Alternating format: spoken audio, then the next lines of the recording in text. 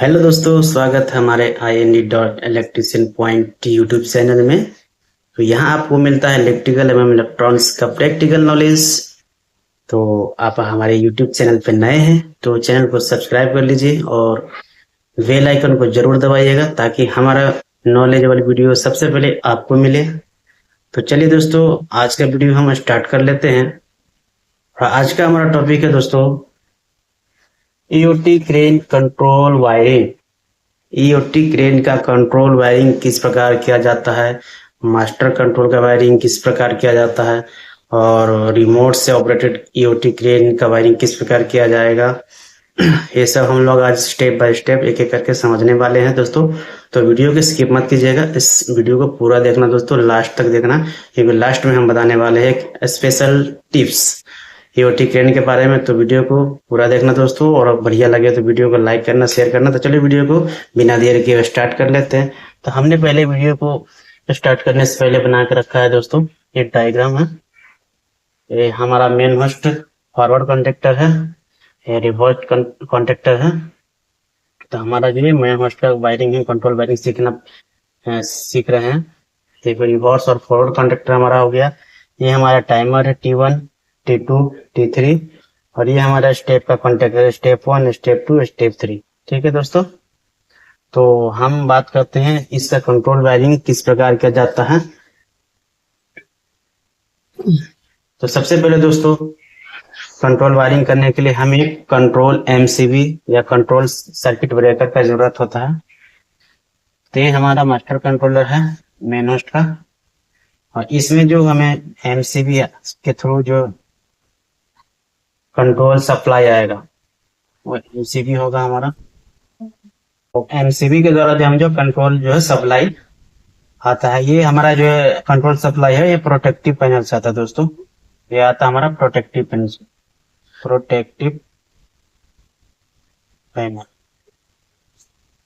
Protective panel के बारे में ऑलरेडी हमने वीडियो बना दिया दोस्तों, तो जाकर के आप वीडियो देख सकते हैं प्रोटेक्टिव पैनल का वायरिंग कैसे किया जाता है, उसमें क्या क्या होता है।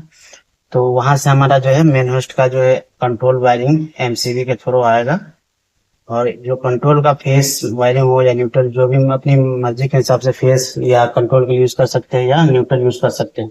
तो हम फेस यहाँ पे यूज करने वाले थ्रू। तो सबसे पहले जिसका जो वायर जो है हमारा मास्टर कंट्रोल में इन करेगा, कंट्रोल MCB के बाद जो हमारा डायरेक्ट जाएगा दोस्तों, तो मास्टर कंट्रोल में मेन होस्ट का जो मास्टर कंट्रोलर होगा उसमें जाएगा। अब यहाँ पर से हमारा सारा लूपिंग होता है सारे कीटों के लिए। तो ये हमारा मान लीजिए फॉरवर्ड हो गया, वो फॉरवर्ड का हमारा निकल गया,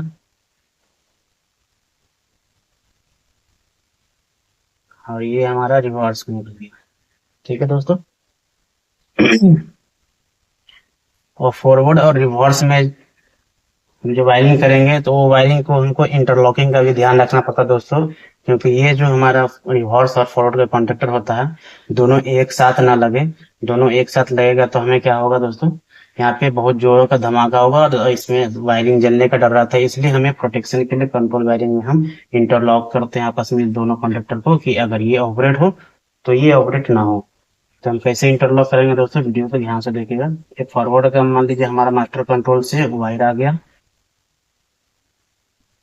तो हमको क्या करेंगे, इसको रिवर्स कॉन्ट्रेक्टर के एनसी में इसको लेके आएंगे।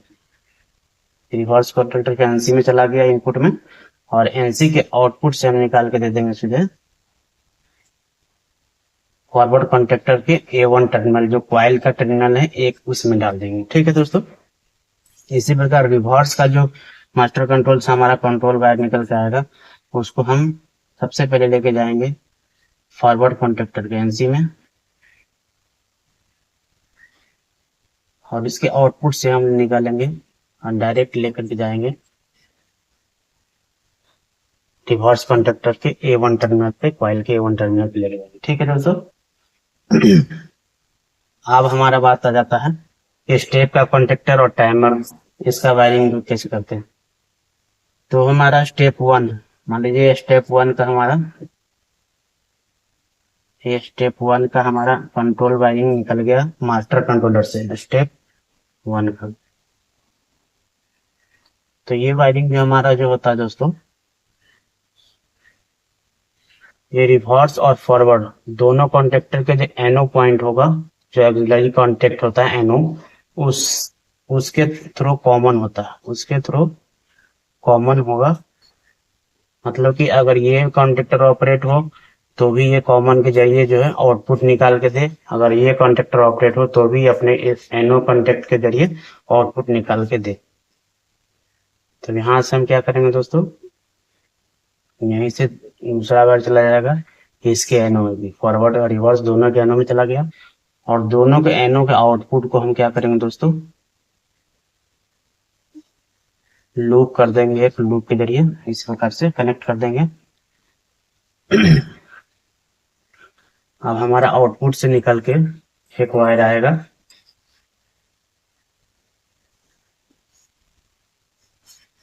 और ये हमारा चला जाएगा दोस्तों T1 टर्मिनल, टाइमर पे जो एक नंबर जो टाइमर है उसके कॉइल पे चला जाएगा।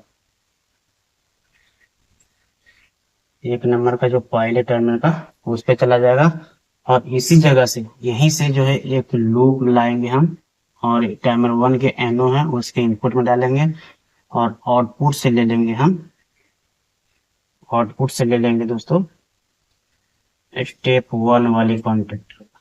ये स्टेप 1 वाली कॉन्टेक्टर पे आ गया।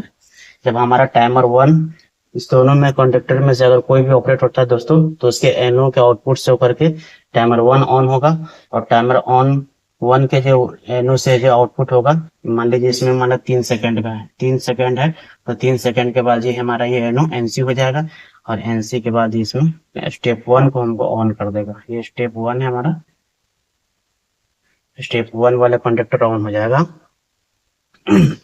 इसी प्रकार से अब स्टेप 2 का है, तो स्टेप 2 का वायरिंग कैसे करते हैं दोस्तों, ये मान लीजिए हमारा स्टेप 2 आ गया, स्टेप 2 आ गया, तो कैसे करेंगे दोस्तों, एनो के लिए आएंगे, टाइमर 1 स्टेप 1 वाले जो कंडक्टर है उसके एनो पॉइंट के इनपुट में डाल देंगे, उसके आउटपुट से हमारा चला जाएगा 2 नंबर टाइमर के क्वाइल में।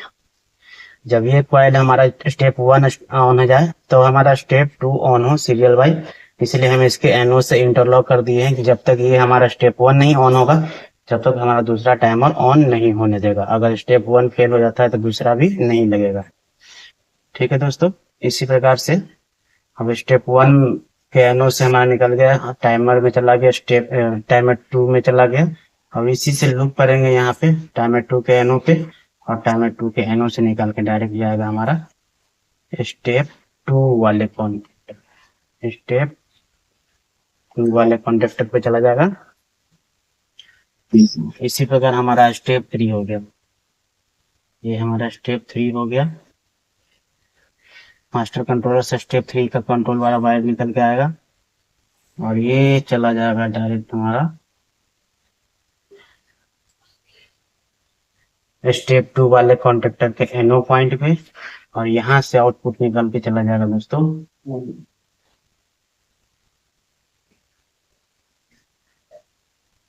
इधर टाइमर 3 नंबर टाइमर के कॉइल में, और 3 नंबर टाइमर का जो कॉइल है वहीं से एक लूप मारेंगे इसके एनो पे, और इसके एनो के आउटपुट से हमारा चला जाएगा कॉइल डायरेक्ट हमारा 3 नंबर जो स्टेप का कंडक्टर है उसके कॉइल में। ठीक है दोस्तों, अब ये हमारा आपस में स्टेप वाला कॉन्टेक्टर भी हमारा इंटरलॉक हो गया। जब ये लगेगा तभी ये दूसरा चलेगा, जब ये चलेगा तभी तीसरा चलेगा।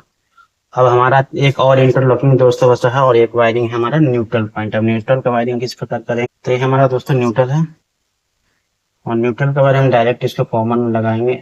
जितना भी कॉन्टेक्टर है उसके A2 टर्मिनल पे खाली बच गया है, यहाँ पे A2 पे आ गया, इसके A2 पे आ गया, इसे लूप करके सब A2 टर्मिनल जो खाली है न्यूट्रल वाला उस पे लगा देंगे डायरेक्टली, इस प्रकार लगा दिए। अब यहाँ हमारा जो है फॉरवर्ड है, मतलब जो ऑफ पोजीशन में हमारा कॉपी चलेगा, मेन होस्ट है तो वो ऑफ पोजीशन में चलेगा, तो हमें वहां पर प्रोटेक्शन जो होता है लिमिट का, तो लिमिट का प्रोटेक्शन लेने के लिए हम क्या करेंगे दोस्तों, मान लीजिए एक न्यूट्रल पॉइंट हमारा इसका बाकी रह गया है, न्यूट्रल पॉइंट को हम लिमिट में यूज कर लेंगे। इसका जो न्यूट्रल पॉइंट मिलेगा हम डायरेक्ट यहाँ से लूप नहीं करेंगे, ये न्यूट्रल पॉइंट हम डायरेक्ट लिमिट में पहले लेके जाएंगे। ये हमारा लिमिट स्विच है, यहाँ लेके गए।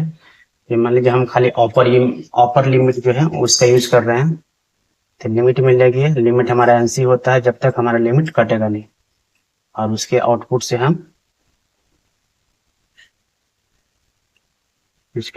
हम लेके जाएंगे कॉइल में, डायरेक्ट A2 में, फॉरवर्ड कंडक्टर के A2 में डाल देंगे।